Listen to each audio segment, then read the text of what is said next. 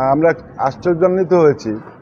আমাদের তদানীন্তন উত্তর করিমগঞ্জের বিধায়ক, আজকে বোধহয় ওনাকে উত্তর করিমগঞ্জের বিধায়ক বললে ভুল হবে বোধহয়, উনি তো উত্তর করিমগঞ্জে নেই, উনি বর্তমানে কাঠিগড়া সমষ্টি নিয়ে ব্যস্ত। উত্তর করিমগঞ্জের লোক ওনাকে দেখতেই পায় না। যাই হোক, উনি যে কাণ্ডজ্ঞানহীন মন্তব্য করলেন সেটার একটা উত্তর দেওয়ার জন্য আজকে এই সাংবাদিক সম্মেলনের আয়োজন করেছি। তো উনি নাকি বলেছেন যে কানাইবাজার জিপি কানাইবাজারের নাম ইতিপূর্বে পরিবর্তন করে আসিমগঞ্জ রাখা হয়ে গিয়েছে, আর বাটুইয়া অঞ্চলের নাম পরিবর্তন করে মোল্লাগঞ্জ করে নেওয়া হয়েছে। এই যে বিভ্রান্তিকর মন্তব্য, মিথ্যা অপপ্রচার, সেগুলোর জন্য উনাকে ধিক্কার জানাই। আর সর্বোপরি একটা কথা আছে, যার যতটুকু শিক্ষা, যতটুকু জ্ঞান, সেই অনুসারে সে কথা বলে। সেটা বলছিলেন কমলাক্ষ জয়পুর কাস্ত বিধায়ক, যিনি তখন তিনি কংগ্রেসে ছিলেন। সংখ্যালঘু সম্প্রদায়কে খুশি করতে উনি কোনো কিছু ছাড়লেন না। উনি মসজিদে মসজিদে গেলেন, ওয়াজে গেলেন এবং মাইক হাতে নিয়ে ধর্মের প্রচারের মতো প্রচারও করলেন। তো এখনও কথাবার্তা উনি যেভাবে কংগ্রেসে থাকার সময় বিজেপির এগেনস্টে যেভাবে বলেছিলেন যে বিজেপির কর্মকর্তারা মেরুদণ্ডহীন, ওদের মেরুদণ্ড নাই। হেমন্ত বিশ্ব শর্মা ভারতের মধ্যে সবচাইতে করাপ্টেড মুখ্যমন্ত্রী। এরপরে হেমন্ত বিশ্ব শর্মা সম্পদের পাহাড় করেছেন, আত্মসাৎ করেছেন, দেশের সম্পত্তিকে আত্মসাৎ করে উনার মিসেসের নামে সম্পত্তির পার।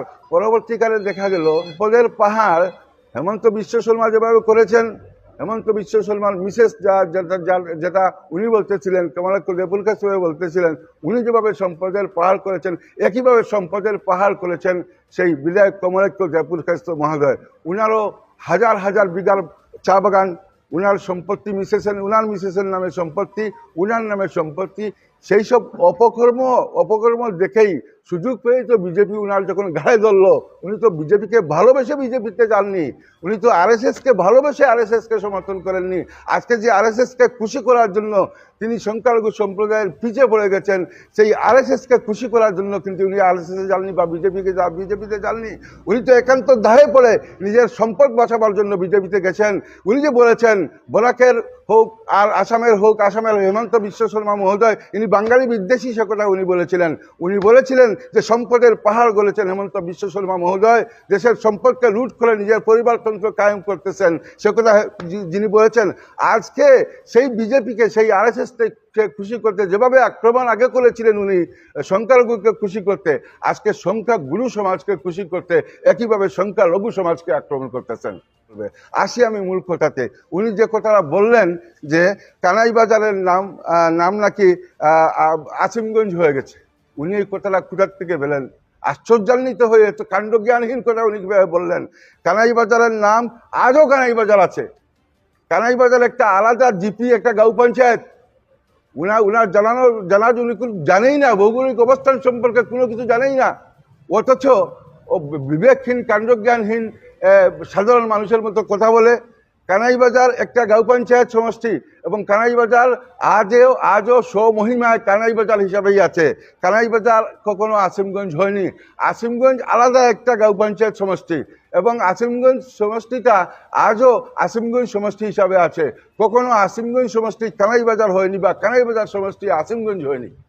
আসিমগঞ্জ একটা গাঁও পঞ্চায়েত, কানাইবাজার একইভাবে একটা গাঁও পঞ্চায়েত। কানাইবাজার হলো আসিমগঞ্জ থেকে প্রায় আধা কিলোমিটার উত্তরে, হ্যাঁ, এবং পোস্ট অফিসের নামও কানাইবাজার। আপনারা যাওয়া আসার সময় দেখবেন রেল স্টেশনের নামও কানাইবাজার, আসিমগঞ্জ নয়। আজও রেল স্টেশনের নাম কানাইবাজার, পোস্ট অফিসের নাম কানাইবাজার।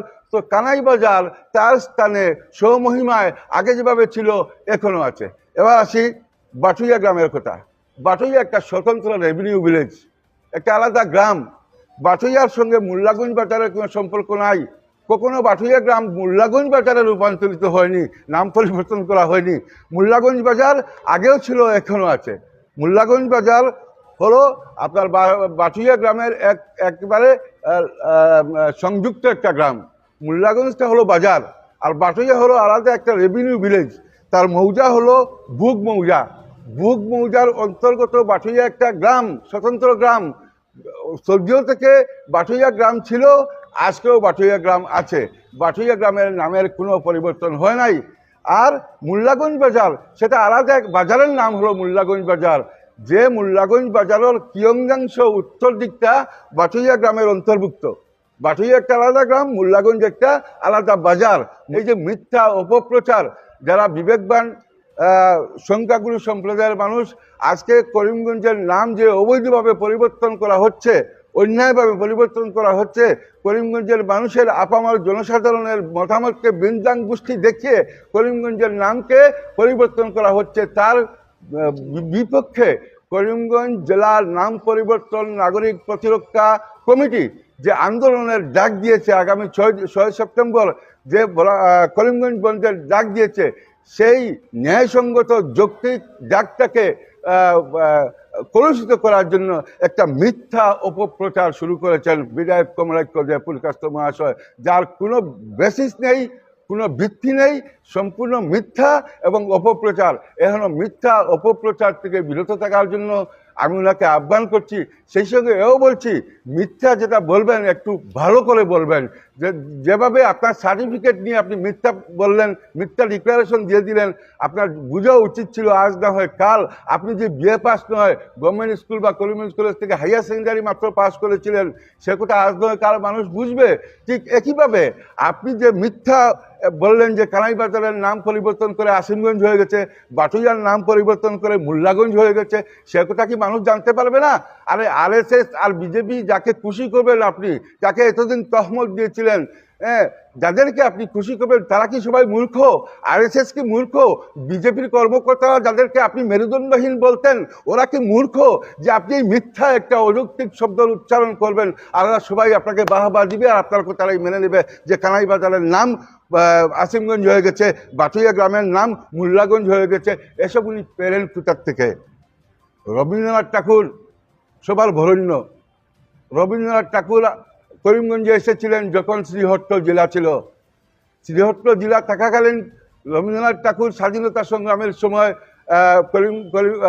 শ্রীহট্ট জেলায় এসেছিলেন এবং সেই বিশাল অঞ্চল, আজকের দিনের একটা স্টেটের মতো, একটা প্রদেশের মতো অঞ্চল, কোথায় ঢাকা নারায়ণগঞ্জ, কোথায় মৌলভীবাজার, আর কোথায় বদলপুর পর্যন্ত এইদিকে, আর ওইদিকে সীমা ছিল আপনার মেঘালয়ের পাদদেশ পর্যন্ত।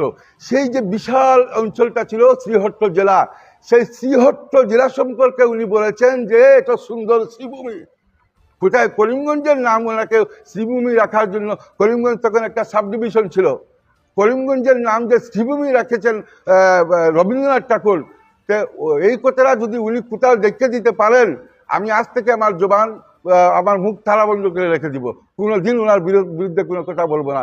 এই যে অপপ্রচার যারা করেন, আমাদের এশিয়ার মধ্যে সর্বপ্রথম নোবেল বিজয়ী, যিনি সর্বজনবরেণ্য, তা রবীন্দ্রনাথ ঠাকুর, কবিগুরু রবীন্দ্রনাথ ঠাকুর, উনার নামকে কলুষিত করার জন্য, উনাকে ওদের মতো সাম্প্রদায়িক বানাবার জন্য, যে উনার নামে যে অপপ্রচার চালানো হচ্ছে যে রবীন্দ্রনাথ ঠাকুর নাকি করিমগঞ্জের নাম করিমগঞ্জ রেখেছেন, সেই মিথ্যা এবং ডাহা মিথ্যা কথার যদি একটাও সবুজ বা প্রমাণ দিতে পারে উনারা, তাইলে আমি জীবনে উনাদের বিরুদ্ধে কোনো কথা বলবো না। গতিকে ভাইসব, উনারা হলো অভিনেতা, যে কোনো অবস্থায় চলে বলে কৌশলে হিন্দু এবং মুসলমানকে আলাদা করতে পারলে ওনাদের হাড়ে বাতাস লাগে। ওনাদের একটাই চোখ, নাম পরিবর্তন করার দরকারটা কি?